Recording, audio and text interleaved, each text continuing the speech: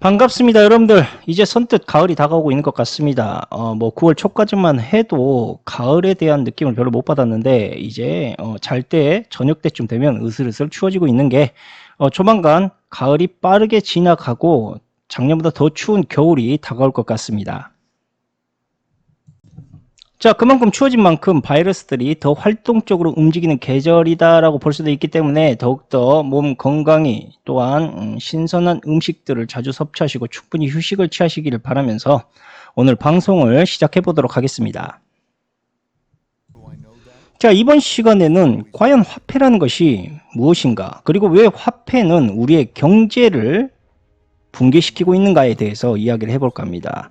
앞서 방송에서도 언급드렸다시피 현재 대중들이 돈으로 알고 있는 저 화폐는 마치 범죄적인 위조 지폐처럼 아무 근거 없이 허공에서 만들어졌다는 사실을 여러분들은 이제 알게 되었습니다. 이뿐 아니라 경제 대공황은 이런 불법적인 위조 화폐의 남발들로 인해서 이 다양한 경제 분야의 자산 보부를 인위적으로 부풀린 다음 아무런 충격의 완화 조치 없이 갑자기 시중통화인 이 합법적인 달러의 공급을 강제로 중단하거나 긴축을 시행하기 시작하면서 대중들의 자산을 강탈해 가는 그러한 시스템이 지금의 경제 원리로 돌아갔다라는 사실도 함께 깨닫게 된 것입니다. 사실 이 같은 중앙은행의 신용사기는 최근보다는 아주 오래전부터, 그것도 대중들의 아무런 합의 없이 조용히 추진되어진 그들만의 금융범죄였습니다. 과거로 더 거슬러 올라가서 미국의 1907년과 1920년의 경제공황, 그리고 1929년 대공황의 이 연속된 공황 사태의 결과들로 인해서 1933년에 미국이 파산을 했습니다. 그리고 파산 직후 이 당시 미국 재무장관은 아무런 이유나 합법적 절차 없이 반드시 고위직의 유태인들만이 그 채권 대리인으로 임명될 수 있도록 금융법을 체계화하기 시작을 했고, 그들의 로비를 받은 미국 정치인 그 누구도 이 같은 말도 안 되는 금융법을 반대하는 이가 없었습니다. 그렇게 국민들의 세금을 강탈하기 시작했고, 또한 국민연금까지 설립을 하기 시작하면서 국민들의 자산과 생명, 그리고 국가 채무를 저 사기업인 중앙은행에게 모두 갚아야 된다라는 영속적인 담보가 설정되기 시작을 했고, 한국 같은 경우는 1988년 미국 정부의 지침 아래에 국가의 세금을 중앙은행에게 헌납할 수 있는 시스템인 국민연금의 틀을 설립하게 되었습니다. 그리고 이 자금들은 국민의 삶을 풍족하게 만들어준 것이 아니라 투자라는 목적으로 주로 유대 외국 자본의 투기 기업에 은밀히 수혈이 되었거나 대기업 총수들의 긴급 자금으로 주로 사용이 되어 왔다는 것입니다. 그리고 이런 국민들의 세금을 국가부채라는 핑계를 계기로 이들은 국세청을 재설립하기 시작했고, 국민들에게 아무런 법적 근거도 없는 과도한 세금을 징수하기 시작합니다. 그러므로 지금 여러분들이 겪고 계시는 경제공황과 중앙은행, 국세청은 명백히 대중을 향한 기만적인 정치적 쿠데타이고 불법적인 로비스트들과 유대금융의 꼭두각시들이었음을 여러분들은 다시금 깨달으셔야 됩니다. 이렇게 여러분들의 돈을 강탈하기 위한 인위적 인플레이션발 경제 붕괴는 이미 전 세계의 경제 공황에서 나타나고 있는 공통적이고 만연적인 프로세스입니다.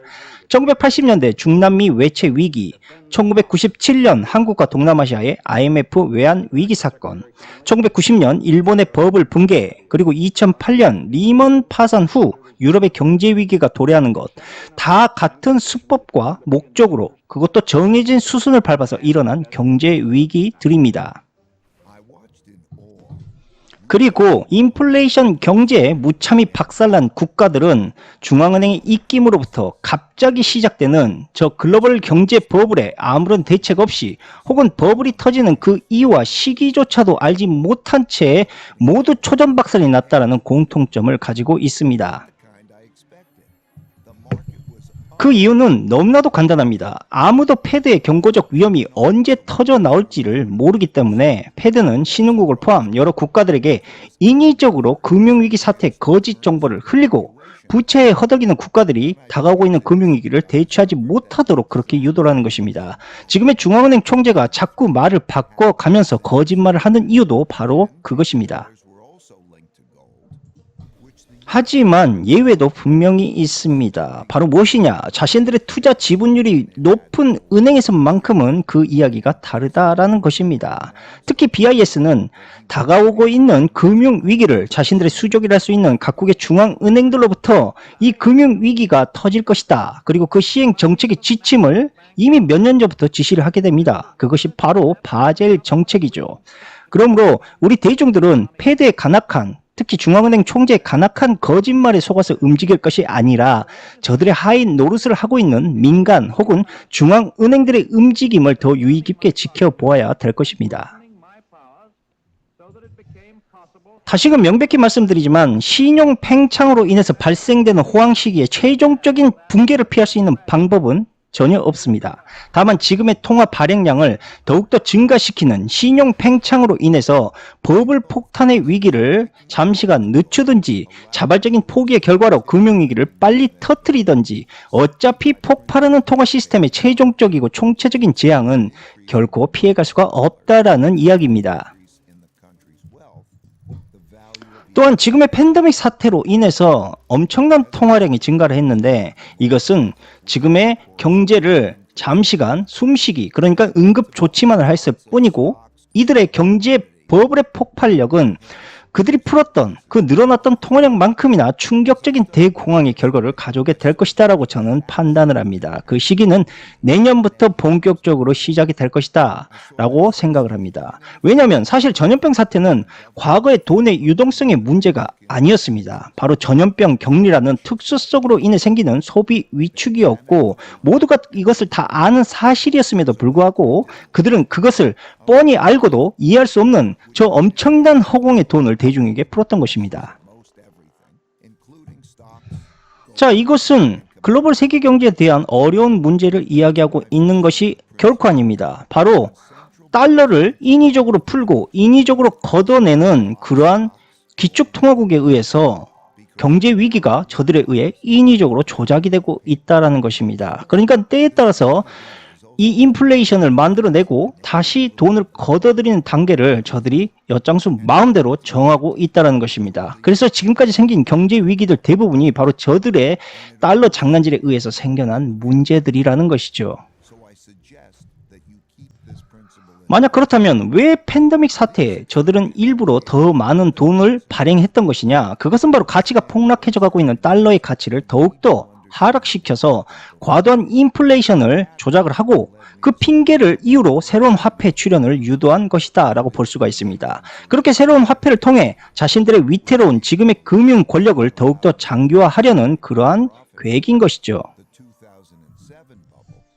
이러한 흐름은 마치 늙은 매가 자신의 낡은 부리를 부셔버리고 다시 새로운 부리를 얻는 것과 같은 논리다라고 볼 수가 있습니다. 얼마 전 미국의 바이든 행정부는 공식 소비 물가가 8.2%라고 언론에 공표를 했지만 사실상 시장의 체감 물가는 17.5%를 넘어가고 있었습니다. 그로 인해서 패드는 마치 기다렸다는 듯이 그 명분을 이용해 주저하고 있던 금리 인상을 과감하게 단행을 했고 그 충격은 한동안 계속 이어지고 있죠. 확실하게 말씀드리겠지만 기축중앙은행인 패드의 목표는 자신들의 기축화폐 권력을 유지시키기 위해 전 세계가 혼란에 빠질 만큼의 금리 인상을 단행하는 것이고 그 명분을 만들기 위해 전염병을 이유로 인위적이고 무자비한 통화량 달러를 발행했던 것입니다. 그러다 보니 당연히 패드는 바이든 정부의 명분을 이용해 자신들의 검은 속내를 숨기면서 글로벌 물가 안정이라는 이유를 거들먹거리며 오직 금리 인상에만 모든 촉각을 곤두세우고 있는 것입니다. 어찌 보면 이것은 매우 당연한 것이겠죠. 왜냐하면 그들의 금리 인상이 가장 첫 번째 목표이고 가장 확고한 목표이기 때문입니다. 새로운 화폐가 창조되는 시기까지는 어떻게 해서든 저 무너져가고 있는 달러의 가치를 일단 유지시켜야만 되기 때문이죠. 그런데 이게 아이러니한 것이 왜 무너져가는 달러의 가치를 유지시키기 위해 오히려 통화량을 팽창시키고 있는 것이냐. 바로 그 이유는 달러의 가치를 유지시키는 방법이 오직 인플레이션 밖에는 없기 때문입니다. 인위적이면서 과도한 인플레이션, 이것은 모든 글로벌 경제의 기축통화의 상징과 위상을 다시금 끌어올리는 계기가 됩니다. 즉 달러 가치의 하락으로 인해 약화되는 패드의 입김이 다시금 힘이 실릴 수 있다는 것이죠. 물론 저들이 지금 추진하고 있는 저 인플레이션 계획 역시 매우 급처방급의 응급조치 단행일 뿐입니다. 그렇기 때문에 저들이 지금 시간을 다퉈서 갑자기 서두르는 것이 무엇입니까? 바로 CBDC 화폐입니다. 그래서 아이러니한 것입니다. 일단 달러를 서서히 버리고 새로운 화폐를 도입시키기 위해서는 패드의 힘을 유지시켜야 되고 한동안 달러의 가치를 그렇기 때문에 유지시켜야 합니다. 그동안 글로벌 경제가 폭망하는 것은 대중들의 고통일 뿐 소수의 엘리트 금융 유태인들에게는 별 중요한 사건은 아닙니다. 왜냐하면 경제라는 것이 자신들의 가짜 돈으로 언제든지 박살낼 수가 있고 다 쌀 때 다시 걷어들이면 되는 그들의 손바닥 안에 놀아나는 놀이터이기 때문입니다. 그러므로 이들에게는 돈은 아무런 가치가 없는 종이일 뿐입니다. 그러니까 저들은 자신들이 만든 아무 근거 없는 허공의 돈을 이용해 여러분들을 굳게 믿게 만드는 것입니다. 그것을 돈이라고 말이죠. 우리는 그것을 신용이라고 합니다. 만약 그렇게만 된다면 언제든 돈이 어떤 모양이든 어떤 것이든 여러분들 스스로 가치를 매길 것이고 그것은 곧 돈이 되기 때문입니다. 저들이 대중을 상대로 테스트했던 비트코인처럼 말이죠.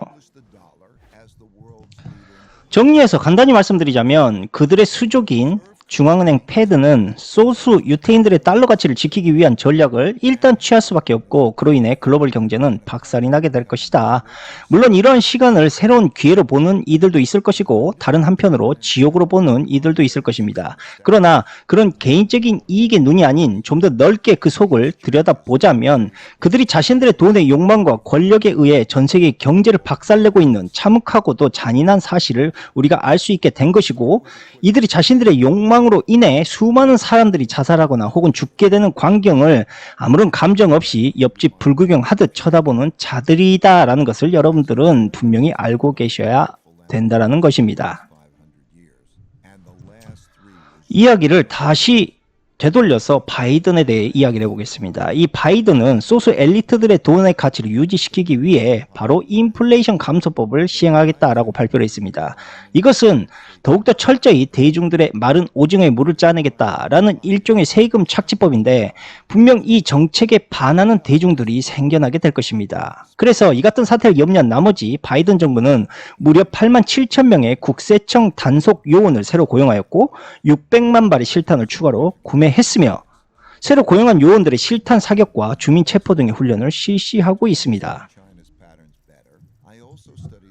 바로 그것입니다. 바이든 정부는 물가 상승, 그러니까 CPI를 감소시키겠다라는 의미가 아니라 중산층을 대상으로 지금보다 더 강력한 감시와 개인 통제를 시행해서 세금을 과도한 원칙대로 걷어들이고 대중들이 상품 구매에 쓸 수 있는 돈을 빼앗아서 소비 수요가 줄어들게끔 만드는, 그러니까 공급 부족을 상쇄시키면서 물가를 하락하려고 하는 것입니다.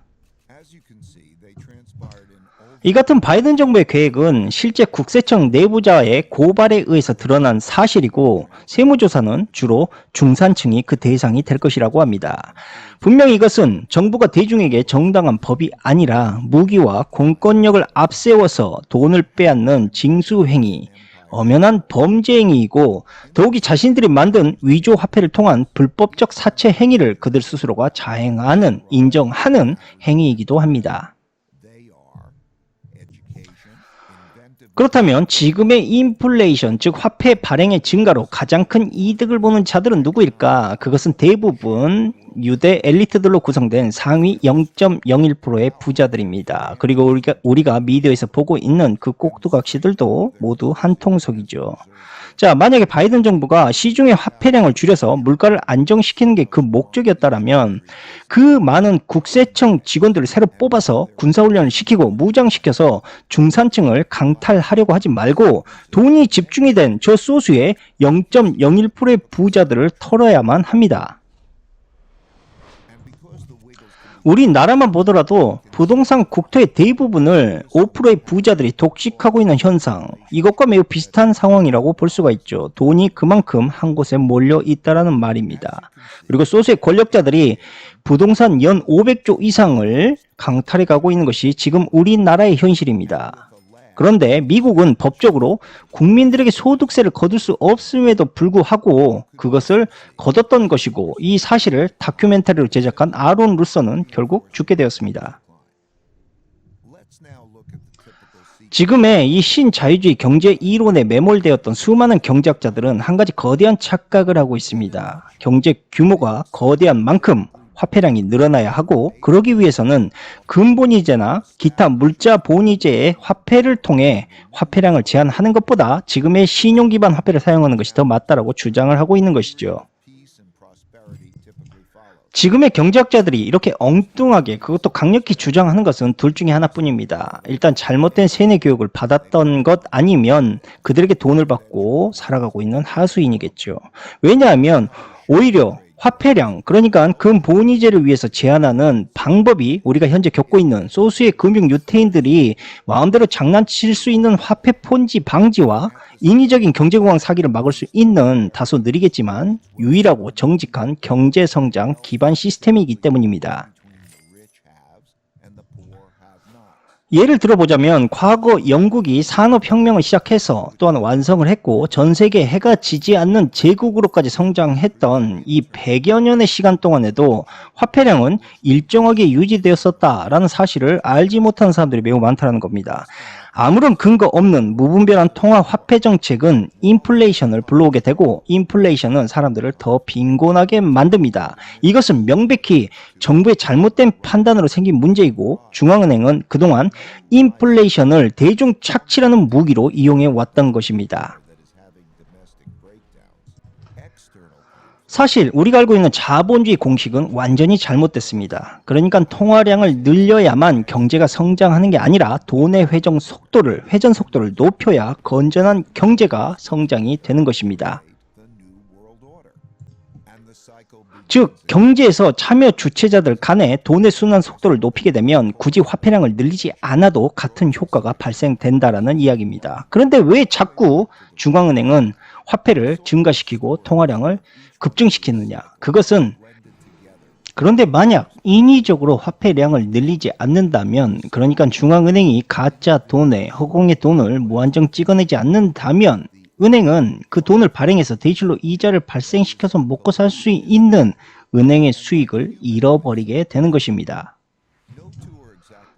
자, 여기에서 정부와 중앙은행의 유착관계가 드러나게 됩니다. 만약 정부가 경제 운영의 목적이 국가의 안정적인 성장 발전과 대중의 민생 회복에 중점을 두고 있었다면 화폐 발행, 무분별한 화폐 발행이 아닌 화폐를 순환시키는 정책을 먼저 고수했어야 된다는 이야기입니다. 그러나 일부러 소비가 위축되었을 때 돈을 풀어놓고 소비가 활성화되기 전에 돈을 걷어들여 돈의 순환 속도를 과도하게 줄이는 것입니다. 그 사이에 있었던 것이 바로 전염병 사태인 것입니다. 그러므로 여러분들이 경제학이었다라고 그동안 배워왔던 모든 것들은 여러분들 스스로의, 그러니까 대중이 아닌 은행의 이익만을 극대화하기 위해서 만들어진 그러한 학문이었던 것입니다. 이와 같은 카르텔적 관계만 보더라도 금융과 정치, 집단, 대기업은 서로 뗄래야 뗄 수 없는 불가분의 관계이고, 특히 정치인들은 금융 권력자들의 돈이 없이는 자신들의 정치를 이어갈 수가 없기 때문에 그 가운데 희생물로 바로 우리와 같은 만만한 대중들, 즉 다수의 대중을 선택하는 것입니다. 제가 말씀드린 저 카르텔 집단들은 대중들의 돈의 순환 속도를 늦추기 위해서 일단 자산이 움직이지 않는 고정자산, 즉 부동산 같은 시스템에 돈을 쏟아붓게 만듭니다. 그리고 또 한 가지, 경제 주체자들이 소유한 돈을 각종 명목으로 걷어들이는 착취, 즉 세금을 걷어들이는 방법입니다. 국가부채, 세금, 강제보험, 강제저축, 연금이라고 볼 수가 있죠. 어쨌든 수많은 규제를 통한 벌칙금들의 증가 역시도 마찬가지입니다. 지금 생각을 한번 해보십시오. 어떻습니까? 딱 그러한 상황이지 않습니까? 과거 한국이 97년 IMF 이후 소수의 유태인들의 통제하에서 왜 그토록 많은 세금과 강제 보험 그리고 다양하게 벌칙금을 늘려왔고 또한 정규직이 폐지됐는지 여러분들은 이제야 이해가 될 것입니다.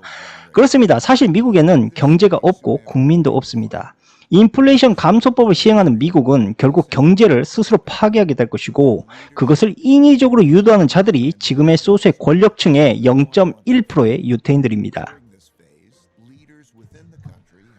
다시금 미국 경제 공황의 역사를 간략히 말씀드리자면 미국 경제가 가장 고도로 성장했던 1872년부터 1913년 사이 이들은 중앙은행과 국세청이 전혀 없었고 소득세도 없었습니다. 자, 이들이 돈의 순환을 가장 느리게 만드는 방법 그리고 빚을 늘리는 방법은 중산층과 그 이하의 저소득층에게 빚더미의 돈을 집중시키는 것입니다. 왜냐하면 저소득층은 평소 소득 부족으로 자신들에게 필요한 상품을 구매하지 못하고 있는 상태이기 때문에 만약 여유자금이 생긴다면 빨리 소비로 이어질 수 있기 때문입니다. 그만큼 빠른 소비는 공급을 유도하고 고용을 자극합니다. 그러나 그보다 더 중요한 사실은 그 빚더미들이 저소득층들에게는 과도한 이자로 다가올 수밖에 없게 되고 지불 능력이 부족한 저소득층들은 또다시 은행에게 인생과 노동을 저당 잡히게 됩니다. 그리고 이것은 마치 마약처럼 고스란히 소수의 유태인들, 금융 유태인들에게 빚의 노예로 전락당하게 되며 더 나아가서 국가 부채 문제로 커지게 되는 것입니다. 분명히 말씀드리겠지만 현재 모든 경제 정책은 유대은행의 이윤 극대화에만 초점이 맞춰져 있고 이들은 개인의 채무가 아닌 국가를 흔들 수 있는 국가 채무를 그 목표로 하고 있습니다. 그래서 경제 활성화에 필요한 저소득층과 중상층의 임금 상승으로 돈이 집중되는 것을 인플레이션을 통해 근본적으로 막으면서 대신 은행에게 대출을 장려하는 방향으로 유도하고 있는 것이고 인플레이션을 통한 과도한 세금을 징수하면서 소비를 더욱더 위축시킵니다. 부자는 소수이고 저소득층은 다수입니다. 결국 소수가 만족할 수 있는 소비재의 물량은 한정이 되어 있고 부자는 가난한 사람보다 빵을 10배로 먹을 수 있는 것도 아닙니다. 정부가 진정으로 경제를 활성화시키기 위해서는 저소득층에게 직간접적으로 부과되는 세금을 줄이면서 선택적 복지를 통해 지원이 집중되어야만 하며 돈이 편중적으로 몰려있는 부자들에게 불로소득의 세금을 늘려야만 합니다.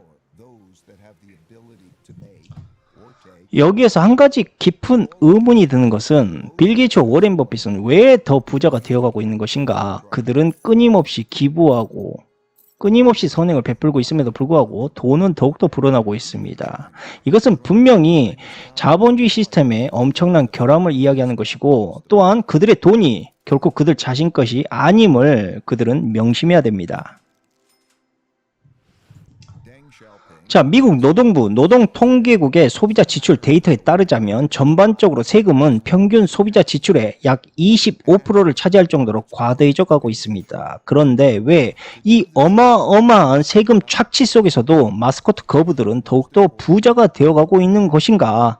이것은 바로 세금 제도가 소수의 권력층들에게는 아무런 영향을 미치지 않기 때문입니다. 그들이 편법으로 빠져나갈 수 있는 모든 허점을 인위적으로 만들어 놓았기 때문이죠. 25%의 세금과 20%의 세금, 이것은 다른 말로 따지자면 여러분들이 25%와 20%의 세금을 자신들의 소비로 유도할 수 있음에도 불구하고 그것을 국가가 가로챘다라는 것입니다.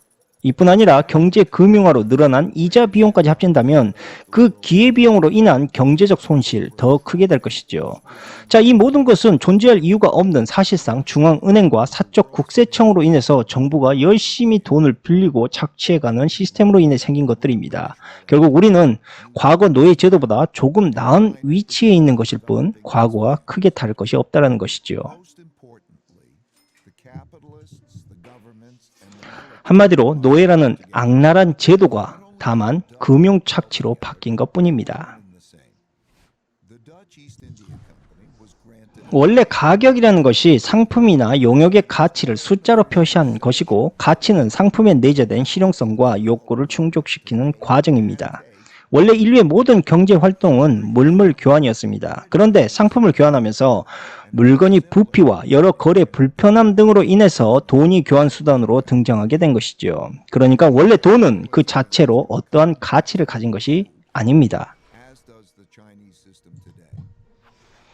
하지만 유대 금융인들은 단순한 교환 수단인 돈을 부의 수단으로 교묘히 악용하기 시작을 했고, 고대 그리스의 아테네와 로마가 멸망한 원인 역시도 유대인들이 면밀히 주도했던 저 인플레이션 때문이었습니다. 세계 최초로 종이화폐를 만든 원나라 쿠빌라이 칸의 유태인 총리 아흐마드 파나카티카가 몽골 귀족들에게 부를 늘려준 방법도 어이없게 이렇게 담보 없는 화폐를 무한정 발행하는 인플레이션 때문이었고, 이로써 원나라가 쉽게 멸망한 원인이 되었습니다. 로마의 은화 디나리우스, 이 디나리우스의 가치 하락과 지금의 달러 가치 하락의 모든 원흉은 소수 권력의 유태인들이었고, 그들이 지금 저지르는 방식 또한 과거와 크게 다르지 않고 그대로 똑같은 방식으로 세계 경제를 움직이고 있다는 겁니다. 끝으로 현재 주류 경제제도의 가장 큰 문제의 화두는 바로 화폐를 위조하는 시스템이 소수의 유대 금융인들에게 장악되어 있다라는 것입니다.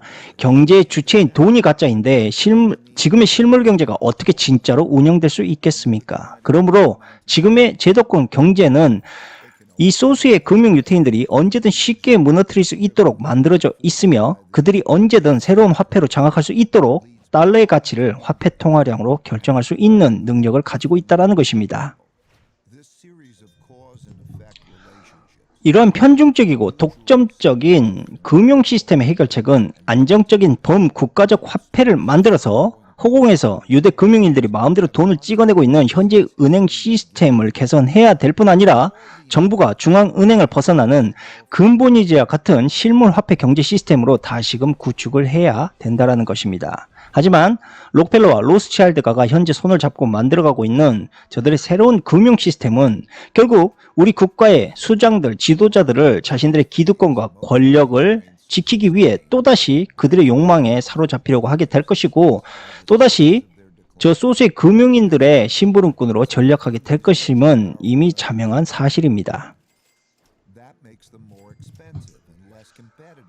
지금의 세계는 여러분들이 알다시피 0.1%가 지배를 하고 있고, 그들의 통제를 하고 있는 0.01%의 초엘리트 집단들이 존재하고 있습니다. 결국 저 초엘리트들이 과도한 권력과 이상을 합칠 때 얼마나 거대하고 잔혹한 괴물들이 탄생될 수 있는지를 우리가 또한 느끼게 되었고, 돈이라는 것이 얼마나 허망하고 사기적인 시스템이다 라는 것을 또다시 느끼는 그러한 방송이 되었으면 하는 나름대로의 바람을 가져보면서 오늘 방송은 여기서 마치도록 하겠습니다. 감사합니다.